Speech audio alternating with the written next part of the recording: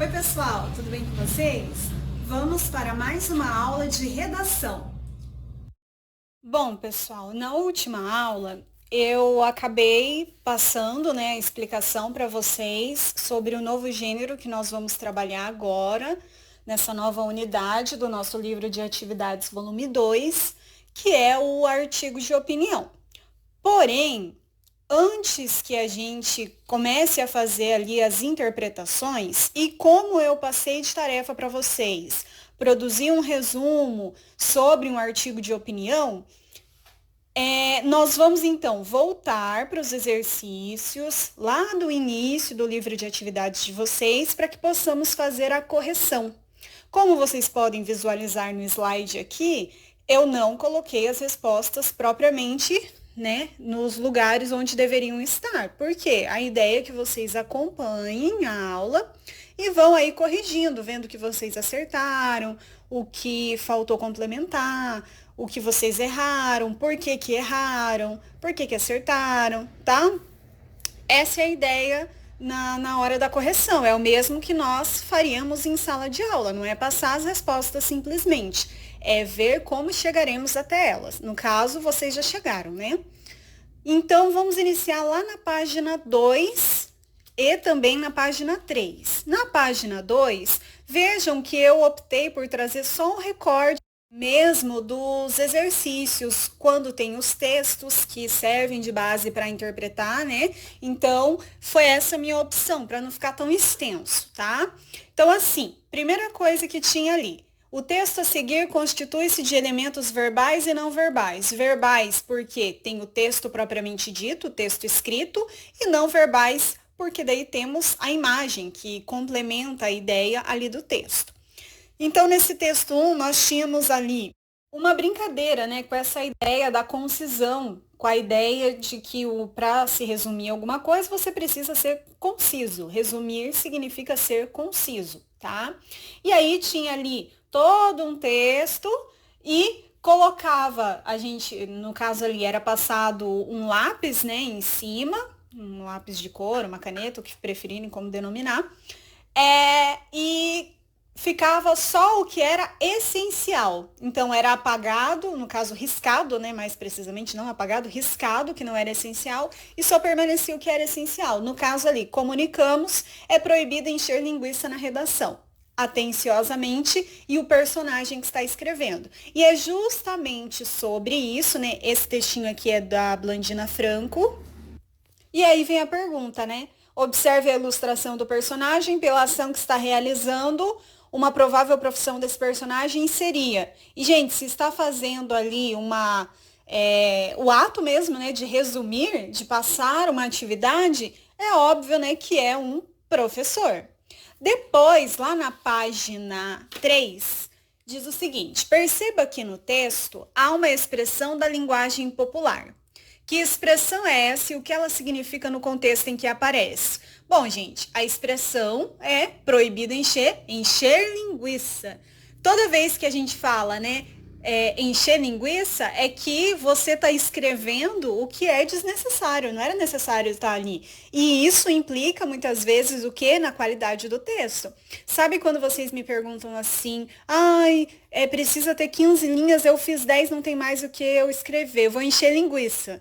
E que daí eu faço aquela cara, aquela expressão de não alegria, porque a qualidade do texto piora porque você está escrevendo por escrever, não tem um conteúdo ali propriamente. Tem palavras, mas isso não quer dizer que são essenciais para o texto, tá?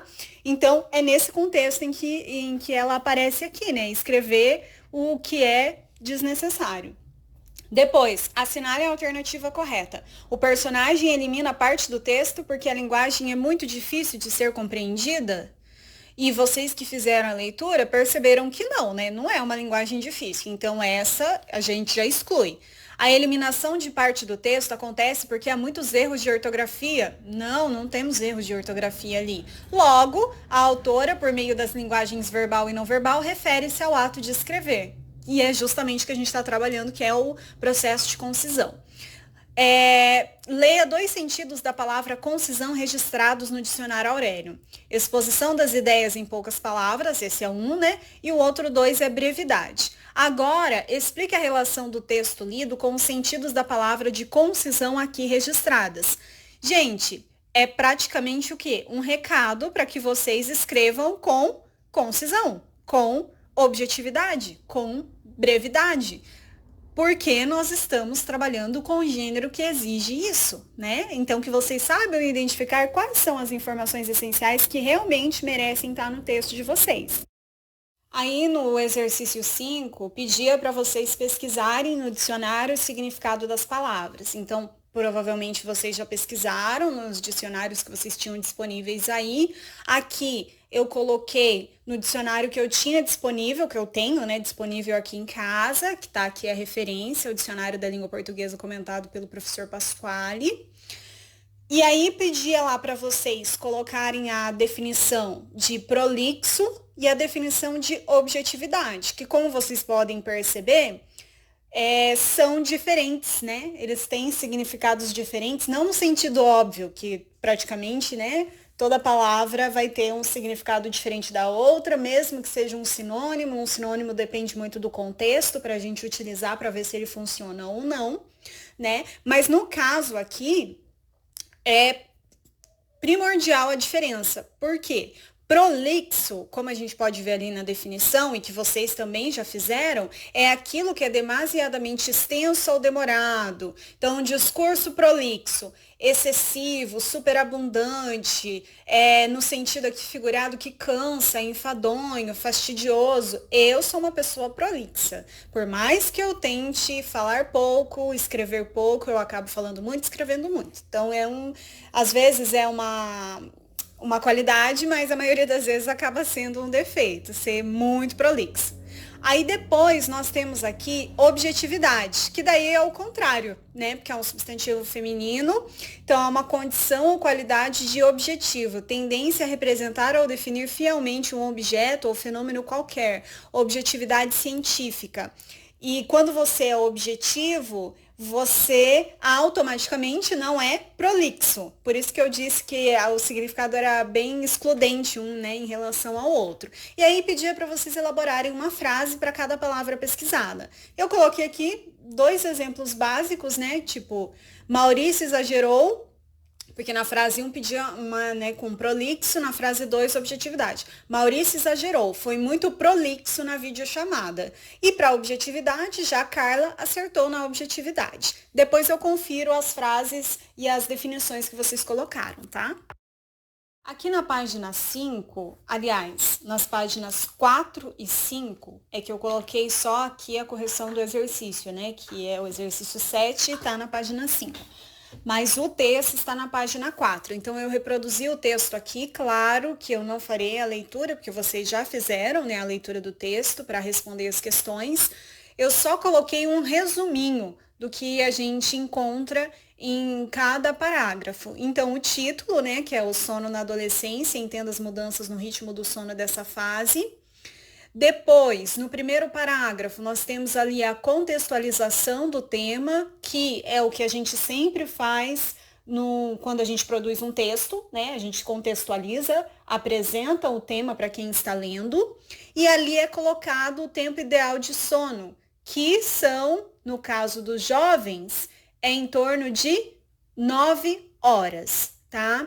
Depois, no segundo parágrafo, que é bem extenso, nós temos ali a apresentação, então, das alterações hormonais, né? E das alterações sociais que ocorrem nesse período da adolescência e que influenciam diretamente na questão do sono. E ali eu coloquei um esqueminha, né? De como é apresentado, na realidade, essas alterações, como elas são apresentadas nesse parágrafo. Então, temos ali, primeiramente, a questão das alterações hormonais que ocorrem, né? É típico, ocorrem na adolescência, que afetam a atividade do quê? Da glândula pineal, que é a responsável pela melatonina, que na realidade é o hormônio regulador do sono. Aí o que acontece? A pineal, ela passa a ter o pico de excreção mais tarde, e isso acaba contribuindo para quê? Para atrasar o sono. Outra questão que também atrasa o sono é a questão da exposição à luz eletrônica, ou seja, a gente fica muito conectado, fica muito usando o celular, usando o computador e esses dispositivos, né, assistindo televisão, eles acabam adiando ainda mais esse sono que às vezes custa aparecer, né, principalmente, né, no período que deveria ocorrer, que é o noturno.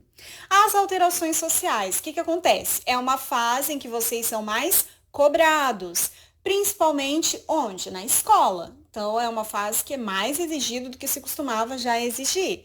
Aí também é uma fase de mais responsabilidade, seja no ambiente escolar, seja na sua casa, que muitas vezes os responsáveis colocam, né, mais obrigações para serem feitas. E o que acontece? Vocês daí têm menos tempo para dormir. Por quê? Porque além dessas cobranças, além dessas responsabilidades, vocês estão numa fase em que existem N atividades para serem feitas. Ainda que agora não possamos realizar, né, essas atividades que envolvem aglomeração de pessoas, mas sempre tem alguma coisa para ser feito. Então, ir a uma festa, ir numa viagem, fazer um passeio, sei lá, de bicicleta, ir para a academia. Então, o que não faltam são atividades para serem feitas. E aí você soma tudo isso, soma lá com a cobrança, soma lá com a responsabilidade, mas esse tanto de atividade, o sono acaba ficando assim, bem em último plano, né? E aí o que acontece é que vai afetar mesmo, não tem como. E coloca, claro, as consequências no último parágrafo, justamente isso, essa carência de sono, que daí o adolescente principalmente acaba passando por estar sofrendo com todas essas alterações, é, vai trazer o quê? Mais alterações ainda. Porque é um conjunto de coisas, né, acontecendo ao mesmo tempo. Aí a 6 eu coloquei ali, mas, é claro, não tem como a gente fazer agora, porque cada um está aí em sua casa e tudo mais. Mas acredito que também vocês tenham chegado a uma conclusão em relação ao ritmo de sono, como que é o ritmo de sono de vocês, se as informações que estão ali no texto acontecem com vocês. Eu, nessa questão agora de pandemia, de quarentena, o sono, pelo menos o meu, está muito afetado. Então, não sei se vocês partilham, seria interessante vocês dividirem isso também lá no nosso grupo, colocar lá se vocês também estão sofrendo com essa questão, principalmente em relação ao sono, que é o tema aqui do texto.